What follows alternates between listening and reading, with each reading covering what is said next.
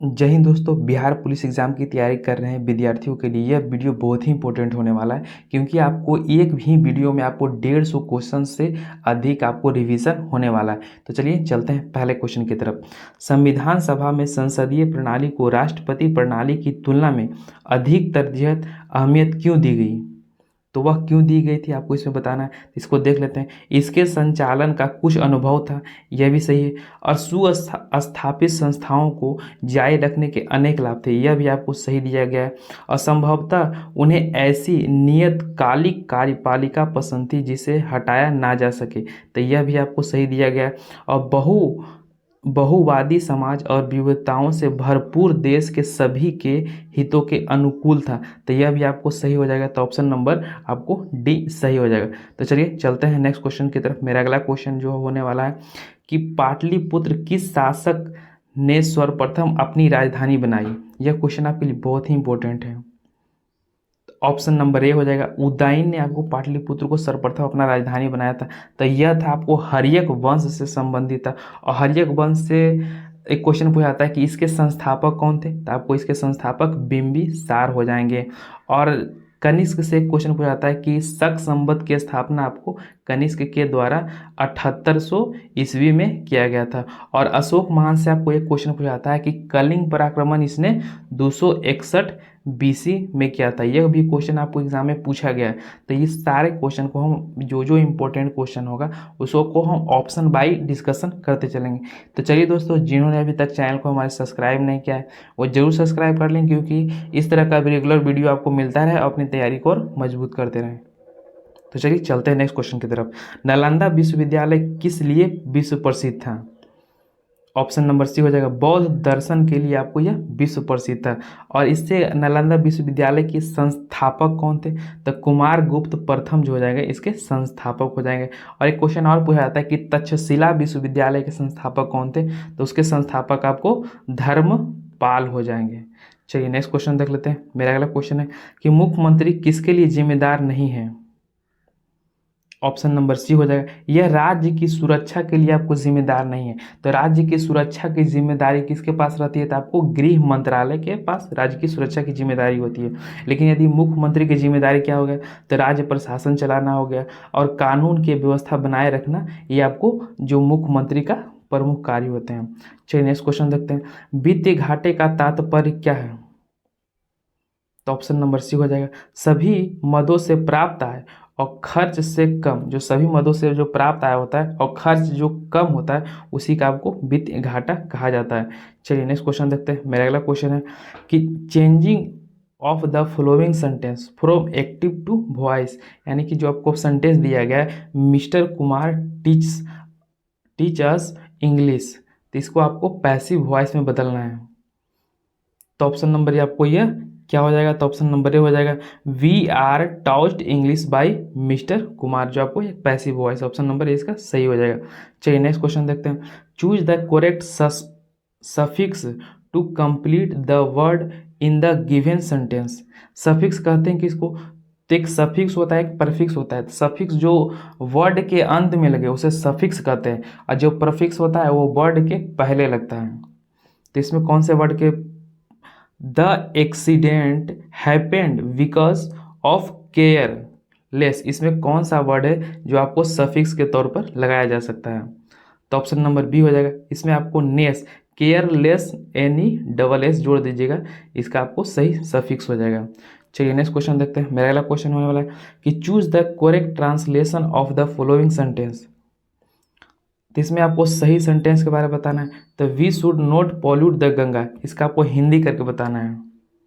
तो इसका आपको सही हिंदी हो जाएगा ऑप्शन नंबर क्या हो जाएगा? तो ऑप्शन नंबर बी हो जाएगा, हम लोगों को गंगा को प्रदूषित नहीं करनी चाहिए, आपको इसका सही हिंदी हो जाएगा। चलिए नेक्स्ट क्वेश्चन देखते हैं। Choose the alternative which is the best substitute of word and sentence, आपको इसका अल्टरनेट बताना है कि इरिटेटिंग इनकॉन्सिक्वेंस का जो आपको हो जाएगा, इसका जो सही सुटेबल वर्ड क्या हो जाएगा? तो ऑप्शन नंबर बी हो जाएगा, हैसल, जो इसका आपको सही सुटेबल वर्ड हो जाएगा। और हैसल का मतलब होता है परेशानी करना हो जाएगा। चलिए नेक्स्ट क्वेश्चन देखते हैं। मेरा अगला क्वेश्चन है कि चूज एप्रोप्रिएट आर्टिकल, इसमें आपको कौन से आर्टिकल लगेंगे? तो राम गिव्स मी खाली स्थान 1 रुपीज़ नोट, तो इसमें कौन सा आर्टिकल आपको सही लगेगा? तो इसका जो हो जाएगा ए, आपको ऑप्शन नंबर हो जाएगा जो सी हो जाएगा, यानी कि ए रुपीज़ जो दिया गया है, राम गिव्स मी ए 1 रुपी नोट हो जाएगा, इसका सही हो जाएगा। चलिए नेक्स्ट क्वेश्चन देखते हैं। मेरा अगला क्वेश्चन हो रहा है कि निम्नलिखित में से कौन सा मूल अधिकार भारतीय संविधान द्वारा नागरिकों को नहीं प्रदान किया गया है? तो वो कौन सा अधिकार है जो संविधान के द्वारा प्रदान नहीं किया गया है? तो ऑप्शन नंबर आपको सी हो जाएगा, सूचना का अधिकार है जो आपको संविधान के द्वारा नहीं प्रदान किया गया। तो सूचना का जो अधिकार है जो सर्वप्रथम कब आपको दिया गया था? तो यह आपको दिया गया था 2005 में। इसे भी आप जरूर याद रखिएगा, यह भी क्वेश्चन आपको एक बार एग्जाम में पूछा गया था।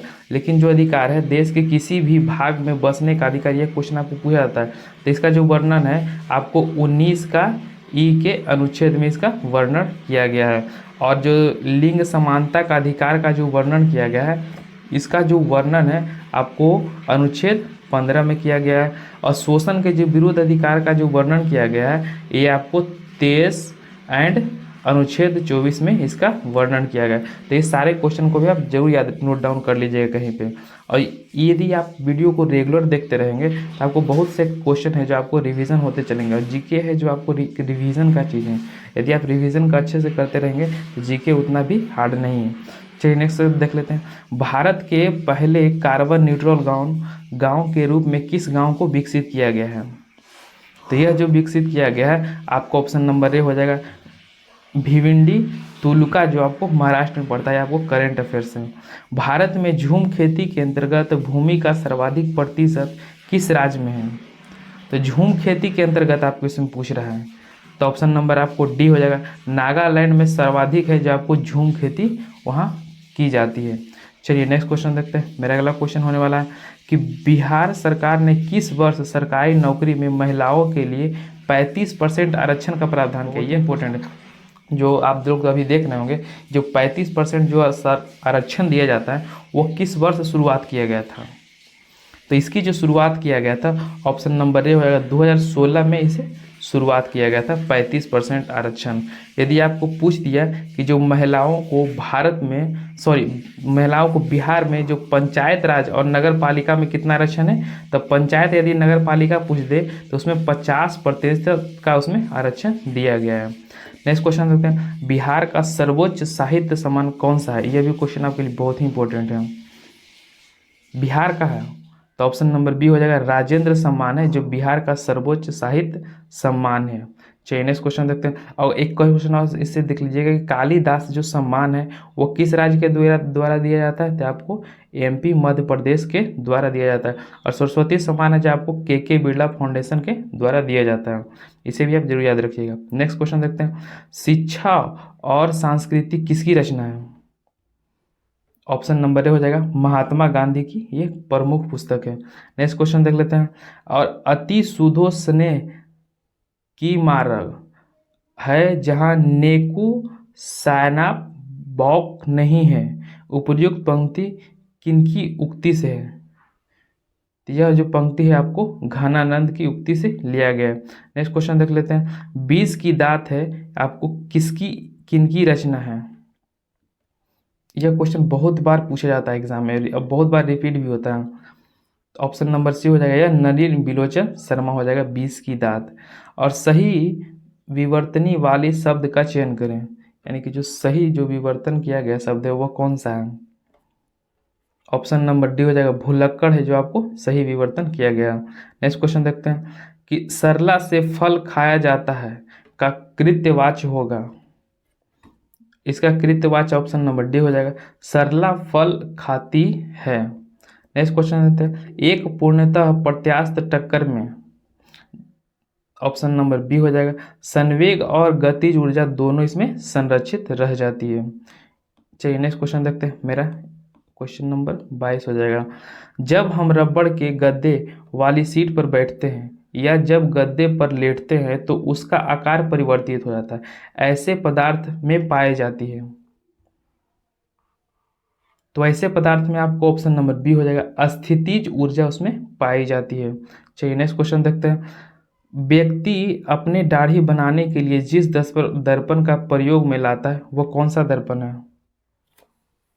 ऑप्शन नंबर बी हो जाएगा, अवतल दर्पण का प्रयोग दाढ़ी बनाने के लिए किया जाता है। और वह क्यों किया जाता है? क्योंकि जो इसमें इमेज बनता है किसी वस्तु का इमेज, वो वस्तु से बड़ा बनता है, इसलिए इसमें इसका प्रयोग किया जाता है।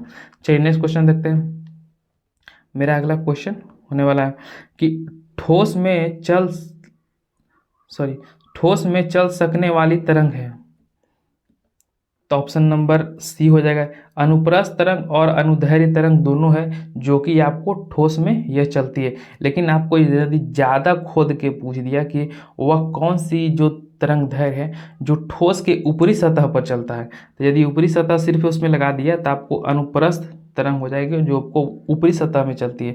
लेकिन अनुदैर्ध्य तरंग है जो आपको यह ठोस में भी चलता है, द्रव में भी चलता है और गैस में भी चलता है। लेकिन अनुप्रस्थ जो तरंग है आपको ठोस और द्रव में ही वही चलता है। नेक्स्ट देख लेते हैं। निम्नलिखित में से किससे होकर जाने वाली प्रकाश किरण अपवर्तन के बाद बिना विचलित हुए उस पथ पर सीधे निकल जाती है? तो बिना विचलन के उस पथ से सीधे निकल जाते हैं, उसे क्या कहते हैं? तो ऑप्शन नंबर बी, प्रकाश केंद्र कहा जाता है। नेक्स्ट क्वेश्चन देखते हैं। एक लेंस में आवर्धन का मान 1 से कम है, वह लेंस कहलाता है। 1 से कम किस लेंस का आवर्धन का मान होता है? तो ऑप्शन नंबर बी हो जाएगा, अवतल लेंस का जो आवर्धन मान होता है 1 से कम होता है, और 1 से अधिक आपको उत्तल लेंस का होता है। नेक्स्ट क्वेश्चन देखते हैं। इसे आप किस तरह से याद रखिएगा कि जो वस्तु में सबसे बड़ा आभासी प्रतिबिंब बनता है, तो वस्तु का जो सबसे बड़ा आभासी प्रतिबिंब बनता है वो किस दर्पण में बनता है? तो ऑप्शन नंबर बी हो जाएगा, अवतल दर्पण में। चलिए नेक्स्ट क्वेश्चन देखते हैं। चुंबकीय फ्लक्स का एसआई मात्रक क्या है? यह क्वेश्चन बहुत बार एग्जाम में पूछा गया, इसे आप जरूर याद रखिएगा। ऑप्शन नंबर बी हो जाएगा, वेबर इसका एसआई मात्रक हो जाएगा। यदि आपको टेस्ला पूछ दिया तो आपको चुंबकीय क्षेत्र का, आप देख रहे हैं आपको कितना ही फंसा रहा है। चुंबकीय एक फ्लक्स होता है, एक चुंबकीय क्षेत्र होता है। यदि आपको फ्लक्स की जगह क्षेत्र कह दिया तो आपको इसका आंसर टेस्ला हो जाएगा, लेकिन फ्लक्स कह दिया तो आपको वेबर हो जाएगा। और अर्घ किसका है? तो कार्य का सीजीएस प्रणाली अर्घ है। निम्नलिखित में से उस विकल्प का चयन करो जो त्रिशंकु होना मुहावरे का अर्थ व्यक्त करता है। तो अर्थ व्यक्त करता है, ऑप्शन नंबर एक हो जाएगा, अधर में लटका हुआ व्यक्ति को क्या कहते हैं? त्रिशंकुए कहते हैं। नेक्स्ट क्वेश्चन देखते हैं। E0 का एसआई मात्रक है, यह किसका एसआई मात्रक है?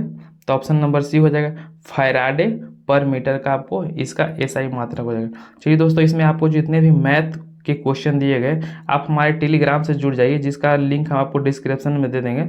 वहाँ से जुड़ के आपको मैथ का फुल सॉल्यूशन आप वहाँ से ले सकते हैं। चलिए देखते हैं नेक्स्ट क्वेश्चन की तरफ। मेरा अगला क्वेश्चन होने वाला है कि कपास का पैदावार में अच्छी होती है, यानी कि कौन सी मिट्टी में आपको सबसे अच्छी कपास की पैदावार होती है? ऑप्शन नंबर ए हो जाएगा, काली मिट्टी में सबसे अधिक कपास की पैदावार होती है। चलिए नेक्स्ट क्वेश्चन देखते हैं। बांदीपुर वन्य जीव अभ्यारण्य जो है वो आपको किस राज्य में स्थित है? ऑप्शन नंबर सी हो जाएगा, यह आपको कर्नाटक में राज्य में स्थित है। नेक्स्ट क्वेश्चन देखते हैं। समुद्र की गहराई द्वारा मालूम की जाती है, तो ऑप्शन नंबर ए हो जाएगा, सोनार के द्वारा आप समुद्र की गहराई को माप सकते हैं। यदि आपको रडार किसके लिए प्रयोग किया जाता है, तो रडार जो वायु में जो वायुमंडल में जितने भी यान उड़ते हैं, वायुयान उड़ते हैं, यह रडार के द्वारा ही उसकी स्थिति का प्रयोग किया जाता है। नेक्स्ट क्वेश्चन देखते हैं। मेरा अगला क्वेश्चन है कि भारत के निजी क्षेत्र में एक बड़ी विद्युत परियोजना कहाँ स्थित है? निजी क्षेत्र बोल रहा है, इसे आप जरूर ध्यान रखिएगा। तो निजी क्षेत्र में बोल देगा तो ऑप्शन नंबर डी हो जाएगा, दाभोल, जो कि आपको महाराष्ट्र में पड़ता है। चलिए नेक्स्ट क्वेश्चन देखते हैं। मेरा क्वेश्चन, एक राजमुंदरी जो आपको आंध्र प्रदेश में है, यह भी एक विद्युत ही परियोजना है। नेक्स्ट क्वेश्चन देखते हैं। पशु और पौधों की जाति में सबसे बड़ी विविधता कहाँ पाई जाती है? तो ऑप्शन नंबर बी हो जाएगा, उष्णकटिबंधीय आर्द्र वनों में सबसे अधिक पशु और पौधों में विविधता पाई जाती है। यह भी क्वेश्चन आपके लिए बहुत ही इंपॉर्टेंट है। नेक्स्ट क्वेश्चन देखते हैं। मेरा अगला क्वेश्चन होने वाला है कि वायुमंडल के ऊपरी भाग में ओजोन परत हमारी रक्षा किससे करता है? तो ओजोन परत जो हमारी रक्षा करता है, ऑप्शन नंबर सी हो जाएगा, परावैंगनिक किरण से रक्षा करता है। और ओजोन के बारे में आप जरूर जान लीजिए कि जो सबसे अधिक जो ओजोन को क्षतिग्रस्त करने वाला जो गैस है वो CFC गैस है। और ओजोन परत की जो मोटाई मापी जाती है वो किससे मापी जाती है, तो डॉप्सन के द्वारा। यह क्वेश्चन आपको पिछले बार एग्जाम में पूछा गया था। नेक्स्ट क्वेश्चन देखते हैं, शुष्क सेल एनोड किससे बना होता है। तो यह जो बना होता है ऑप्शन नंबर ए हो जाएगा, ग्रेफाइड कार्बन का यह बना होता है। चलिए नेक्स्ट क्वेश्चन देखते हैं, मेरा अगला क्वेश्चन नंबर हो जाएगा 48। हाइड्रोजन बम का आविष्कार किसने किया। तो ऑप्शन नंबर डी होगा, एडवर्ड टेलर के द्वारा हाइड्रोजन बम का आविष्कार किया गया था। मानव का सामान्य रक्त दाब होता है, ऑप्शन नंबर हो जाएगा 120/180 ऑफ जी होता है। यानी कि एक डायस्टोलिक होता है, एक सिस्टोलिक होता है। तो इसे आप जरूर याद रखिएगा, यह भी क्वेश्चन आपको एग्जाम में पूछा गया है। नेक्स्ट क्वेश्चन देखते हैं, मेरा अगला क्वेश्चन होने वाला है, उपस्थिति तथा हड्डियों के निर्माण और संपोषण में आवश्यक तत्व होता है। तो उसके जो निर्माण और उपोषण में होता है, ऑप्शन नंबर बी हो जाएगा, कैल्शियम हो जाएगा। चलिए नेक्स्ट क्वेश्चन देखते हैं, मिल्क ऑफ मैग्नीशिया एक निलंबन है। तो ऑप्शन नंबर बी हो जाएगा, मैग्नीशियम हाइड्रोक्साइड का यह निलंबन होता है। नेक्स्ट क्वेश्चन देखते हैं, प्लास्टर ऑफ पेरिस का रासायनिक नाम क्या है। ये क्वेश्चन बहुत बार एग्जाम में पूछा जाता है कि जो प्लास्टर ऑफ पेरिस है उसका रासायनिक नाम क्या है, और इसमें बहुत सारे लोग कंफ्यूज भी होते हैं। तो इसे आप जरूर याद रखिएगा, ऑप्शन नंबर सी हो जाएगा, कैल्शियम सल्फेट हेमीहाइड्रेट होता है जो प्लास्टर ऑफ पेरिस का रासायनिक नाम होता है। नेक्स्ट क्वेश्चन देखते हैं, स्टेनलेस स्टील किसकी एक मिश्र धातु है। तो स्टेनलेस जो स्टील है वह किसकी एक मिश्र धातु हो जाएगी। तो ऑप्शन नंबर डी हो जाएगा, लोहा, क्रोमियम और कार्बन की मिश्र धातु होती है। नेक्स्ट क्वेश्चन देखते हैं, कांच को नीला रंग निम्नलिखित में से किसको प्रदान करता है। कांच में आप देखते होंगे उसमें नीला रंग दिखाई पड़ता है, वह किसके कारण दिखता है। तो ऑप्शन नंबर ए हो जाएगा, कोबाल्ट ऑक्साइड के कारण कांच का नीला रंग दिखता है। नेक्स्ट क्वेश्चन देखते हैं, रक्त स्कंद का कौन सा विटामिन क्रियाशील होता है। यानी कि ये भी क्वेश्चन है, जैसे कि इसमें रक्त स्कंद दिया है, कहीं कहीं पे दिया जाता है रक्त को थक्का जमाने में, रक्त को थक्का बनाने में किस विटामिन का प्रयोग किया जाता है। तो ऑप्शन नंबर डी हो जाएगा, विटामिन के का इसमें प्रयोग किया जाता है। चलिए नेक्स्ट क्वेश्चन देखते हैं, किसकी उपस्थिति के कारण गाय का दूध का रंग पीला होता है। तो ऑप्शन नंबर डी हो जाएगा, कैरेटिन के कारण दूध का जो रंग होता है वो पीला होता है। नेक्स्ट क्वेश्चन देखते हैं, एंजाइम मूल रूप से क्या है। ऑप्शन नंबर सी हो जाएगा, ये आपको प्रोटीन हो जाएगा। एंजाइम मूल रूप से आपको क्या हो जाएगा, तो ये आपको यह प्रोटीन हो जाएगा। चलिए चलते हैं नेक्स्ट क्वेश्चन की तरफ, मेरा अगला क्वेश्चन होने वाला है,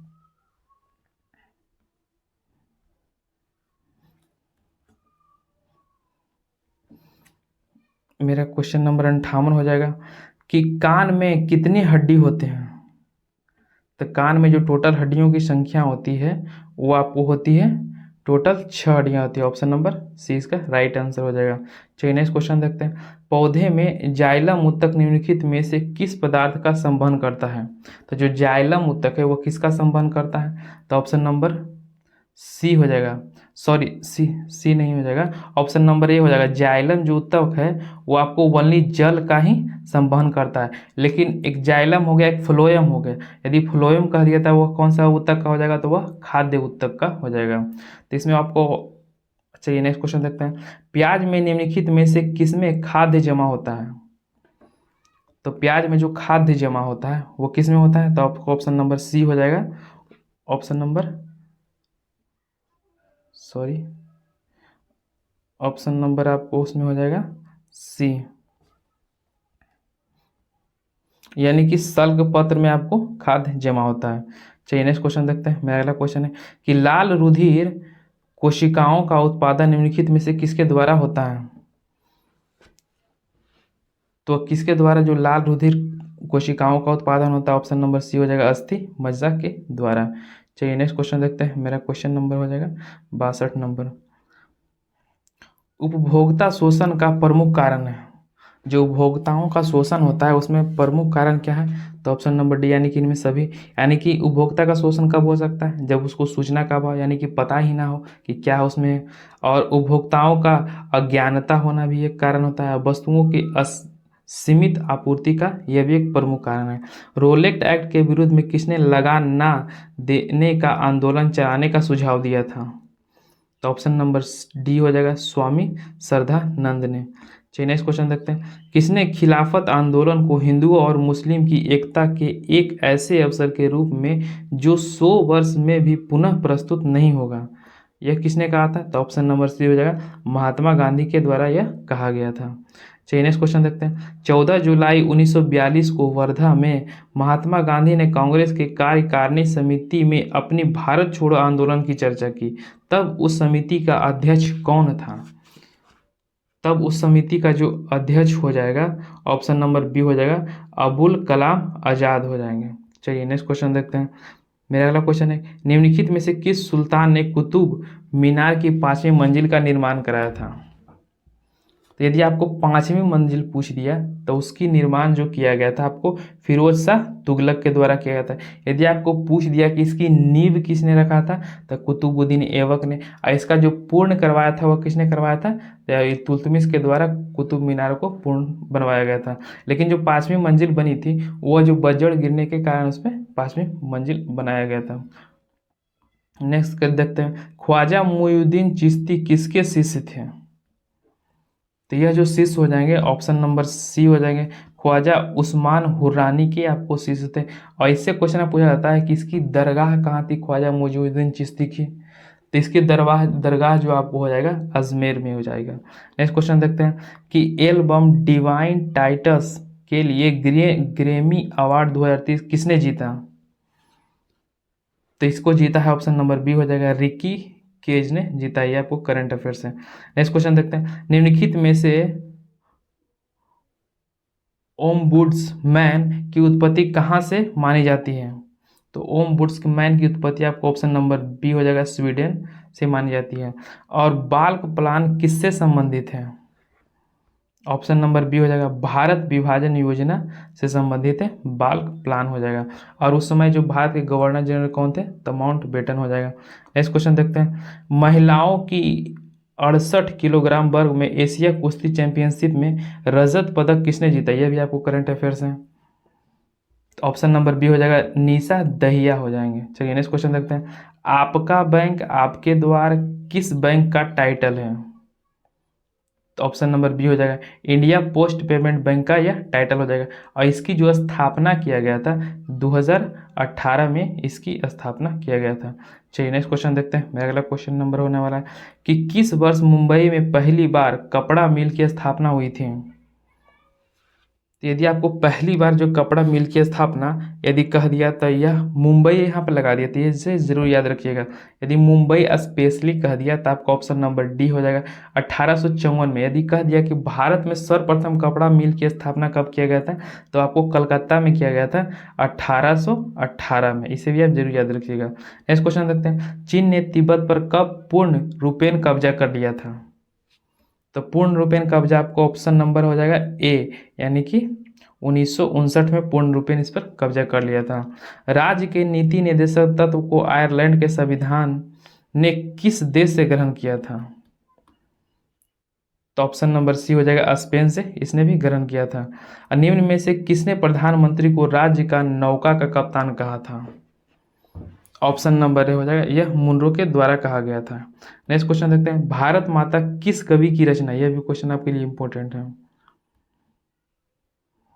ऑप्शन नंबर सी हो जाएगा, सुमित्रा नंदन पंत हो जाएगी। नेक्स्ट क्वेश्चन देख लेते हैं, तत्कालीन का संधि विच्छेद करना है। तो तत्कालीन की संधि विच्छेद हो जाएगा तत् प्लस लीन, इसका सही आंसर हो जाएगा। नेक्स्ट क्वेश्चन देखते हैं, किसी की हंसी उड़ाना वाक्यांश किसके लिए उपयुक्त है? यानी कि जो वाक्यांश है किसी की हंसी उड़ाना, ये किसके लिए सर्वोपरि उपयुक्त हो जाएगा? तो ऑप्शन नंबर बी हो जाएगा, उपहासन के लिए सर्व उपयुक्त हो जाएगा। नेक्स्ट क्वेश्चन देखते हैं, दिए गए वाक्य में किससे संबंधित अशुद्धियां हैं? यानी कि इसमें बताना है कि कौन सा शब्द है जिसमें आपको अशुद्धियां नजर आ रही है। तो ऑप्शन नंबर बी हो जाएगा, संज्ञा में इसको आपको अशुद्धियां दिया गया है। नेक्स्ट क्वेश्चन देखते हैं, भारत में विश्व के कितने प्रतिशत आबादी निवास करती है? ऑप्शन नंबर बी हो जाएगा। 17.5% है विश्व जनसंख्या का भारत में निवास करती है। लेकिन यदि आपको पूछ दिया कि विश्व भूभाग में भारत का प्रतिशत कितना है, यह भी क्वेश्चन आपको पूछा गया है, तो 2.42 हो जाएगा। भूभाग में पूछ दिया तो 4.24 हो जाएगा, लेकिन आपको जनसंख्या में पूछ दिया तो 17.5% हो जाएगा। मेजनी का संबंध किस संगठन से था? तो ऑप्शन नंबर ए हो जाएगा, कार्बोनरी से इसका संगठन था, संबंधित था। नेक्स्ट क्वेश्चन देखते हैं, गैरीबाल्डी पेशे से क्या था? तो ये सब आपको 10th में जब पढ़ते होंगे सोशल साइंस, इससे आप क्वेश्चन इसमें लिया गया है, तो आपको एक नाविक थे। नेक्स्ट क्वेश्चन देखते हैं, निम्नलिखित में से कौन डायमंड लीग ट्रॉफी जीतने वाला पहले भारतीय एथलीट है? ऑप्शन नंबर डी हो जाएगा, नीरज चोपड़ा, जो कि भाला फेंक से यह संबंधित है। नेक्स्ट क्वेश्चन देखते हैं, 16वां आईपीएल संस्करण का खिताब किस टीम ने जीता है? तो इसको जीता है आपको चेन्नई सुपर किंग ने। और किसे हराकर जीता है? तो आपको गुजरात टाइटंस को हराकर जीता है। नेक्स्ट क्वेश्चन देखते हैं, निम्नलिखित में से किसने गांधीवादी योजना विचार प्रस्तुत किया था? ये क्वेश्चन बहुत बार एग्जाम में पूछा जाता है, बहुत बार रिपीट होता है, इसे जरूर याद रखिएगा। तो यह प्रस्तुत किया था, ऑप्शन नंबर डी हो जाएगा, श्रीमन नारायण अग्रवाल के द्वारा यह प्रस्तुत किया गया था गांधीवादी योजना। चलिए नेक्स्ट क्वेश्चन देखते हैं, समविष्ट अर्थशास्त्र निम्नलिखित में से किसका अध्ययन नहीं करता है? तो किसका अध्ययन आपको जो नहीं करता है, ऑप्शन नंबर बी हो जाएगा, एक उपभोक्ता का अध्ययन नहीं करता है, लेकिन इसमें आपको एक रोजगार का अध्ययन किया जाता है, बजट और राजकोष नीति का अध्ययन किया जाता है। चलिए नेक्स्ट क्वेश्चन देखते हैं, मेरा अगला क्वेश्चन होने वाला है 88 नंबर क्वेश्चन, अंतर्राष्ट्रीय मुद्रा कोष की स्थापना किस समझौते के अंतर्गत हुई थी? तीसरा समझौता ऑप्शन नंबर ए हो जाएगा, ब्रेटन वुड्स समझौते के तहत इसकी स्थापना किया गया था। नेक्स्ट क्वेश्चन देखते हैं, भारत में स्वतंत्रता के पश्चात प्रथम मंत्रिमंडल कानून, जो मंत्रिमंडल का कानून मंत्री कौन थे? यह क्वेश्चन आप जरूर याद रखिएगा। जितने भी आपको इस तरह के क्वेश्चन यदि पूछेगा कि स्वतंत्रता के पहले जो मंत्रिमंडल बने थे उसमें कितने कौन कौन से क्या सदस्य थे, किसका कौन सा पद था, तो उसे भी, और स्वतंत्रता के बाद किसको कौन सा पद मिला, आप इसको लूसेंट में दिया गया है, उसे आप जरूर नोट डाउन कर लीजिएगा, याद कर लीजिएगा। तो कानून मंत्री कौन थे? तो आपको ऑप्शन नंबर डी हो जाएगा, BR अम्बेडकर कानून मंत्री हो जाएगा। लेकिन बलदेव सिंह कौन थे? तो आपको यार रक्षा मंत्री हो जाएगा। चलिए नेक्स्ट क्वेश्चन देखते हैं, मेरा अगला क्वेश्चन हो जाएगा, और SP जो मुखर्जी थे, यह जो थे आपको उद्योग मंत्री के। नेक्स्ट क्वेश्चन देखते हैं, लोकसभा में राज्यवार सीटों का आवंटन सन 1971 की जनगणना पर आधारित है, यह निर्धारित किस वर्ष तक यथावत रहेगा? तो यह आपको जो रहेगा 2026 तक यह जस के तस रहेगा, उसमें कोई बदलाव नहीं किया जाएगा। चलिए नेक्स्ट क्वेश्चन देखते हैं, और इसका जो बंटवारा किया जाता है किस अनुच्छेद के तहत किया जाता है? तो आपको आप इसे भी याद रखिएगा, यह 82 अनुच्छेद के तहत किया जाता है। नेक्स्ट क्वेश्चन देखते हैं, निम्नलिखित धातुओं को उनकी अभिक्रियाशीलता के क्रम में व्यवस्थित कीजिए। तो इसका ऑप्शन क्या हो जाएगा? ऑप्शन नंबर ए हो जाएगा, सोडियम, मैग्नीशियम, एल्युमिनियम और जिंक हो जाएगा। यदि इससे क्वेश्चन एक जरूर याद रखिएगा कि यदि आपको पूछ जाए कि सबसे अधिक क्रियाशील धातु कौन सा है, तो आपको यह पोटेशियम हो जाएगा। और सबसे कम अधिक क्रियाशील, यानी कि सबसे कम अभिक्रियाशील धातु कौन सा है, तो वह आपको सोना हो जाएगा। चलिए नेक्स्ट क्वेश्चन देखते हैं, मेरा अगला क्वेश्चन है कि निम्नलिखित में से कौन सा रक्त स्कंद के लिए अनिवार्य है? ऑप्शन नंबर सी हो जाएगा, कैल्शियम हो जाएगा। अब नरेगा को मनरेगा कब नाम दिया गया? पहले आपको यह नारेगा था, लेकिन नारेगा से बदलकर यह मनरेगा कब कर दिया गया था? तो ऑप्शन नंबर सी हो जाएगा, 2 अक्टूबर 2009 को कर दिया गया था। नेक्स्ट क्वेश्चन देखते हैं, मेरा अगला क्वेश्चन होने वाला है कि जीवन का आधारभूत पदार्थ माना जाता है। तो आधारभूत जो पदार्थ माना जाता है, आपको माना जाता है जीव द्रव को ही आपको आधारभूत पदार्थ माना जाता है। और जीव द्रव से आपको एक क्वेश्चन और पूछा जाता है कि इसके जल की मात्रा कितनी होती है? तो 70 से 80% इसमें आपको जल की मात्रा होती है जीव द्रव में। नेक्स्ट क्वेश्चन देखते हैं, प्रकाश संश्लेषण की दर सबसे अधिक होती है। तो लाल रंग में सबसे अधिक आपको प्रकाश संश्लेषण की दर होती है। यदि जो आपको पूछ दिया कि सबसे कम किस में होती है, तो आपको जो ग्रीन होता है हरा कलर में सबसे कम प्रकाश की दर आपको उसमें होती है। तो चलिए दोस्तों, जिन्होंने अभी तक चैनल को सब्सक्राइब नहीं किया जो निश्चित रूप से जरूर सब्सक्राइब कर लिए, क्योंकि इस तरह का वीडियो सोल्यूशन आप जो रेगुलर देखते रहेंगे तो आपको निश्चित रूप से GK या GS का जितने भी क्वेश्चन रिवीजन होता भी चलेगा और आपका GK GS अधिक मजबूत होगा, आप एग्ज़ाम में अच्छे स्कोर कर पाएंगे। तो चलिए जो दोस्त जिन्होंने अभी तक चैनल को सब्सक्राइब नहीं किया वो